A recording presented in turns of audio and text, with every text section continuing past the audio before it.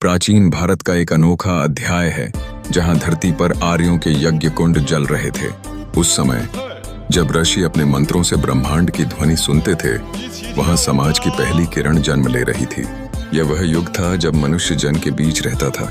यज्ञों के माध्यम से मनुष्य की शक्तियों का उत्सव मनाया जा रहा था और राजा एक शासक नहीं बल्कि प्रजा और गायों का रक्षक था।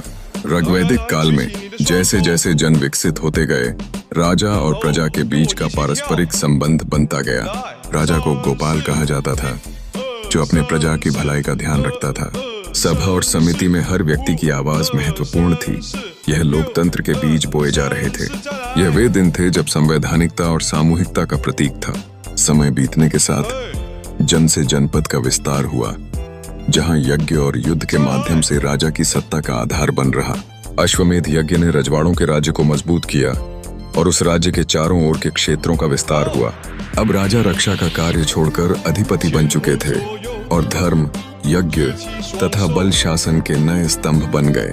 इस युग में भारत के पुराने राज्य जैसे कुरु, पांचाल, विदेह, कौशल, काशी और मगध उभरे। यही महाजनपदों के रूप में विकसित हुए और भारत की राजनीति में एक नया आयाम जुड़े। राजा यज्ञों के माध्यम से अपने अधिकार और शक्ति का प्रदर्शन करने लगे। स्मरण रहे कि वैदिक दृष्टि में राज्य का उद्देश्य सिर्फ सत्ता नहीं बल्कि धर्म था। राजा का धर्म था कि वह प्रजा और भूमि की रक्षा करे। ऋषियों का यह मंत्र राजा धर्मेण भूमिन रक्षति इस भावना की पुष्टि करता है। इस प्रकार वैदिक युग से आरंभ हुई राज्य परंपरा, जिसमें शासन का आधार धर्म था।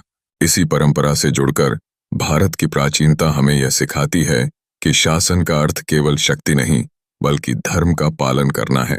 यह था भारत का वैदिक राजधर्म, जहां प्रजा की खुशी और समाज का कल्याण सर्वोपरि था।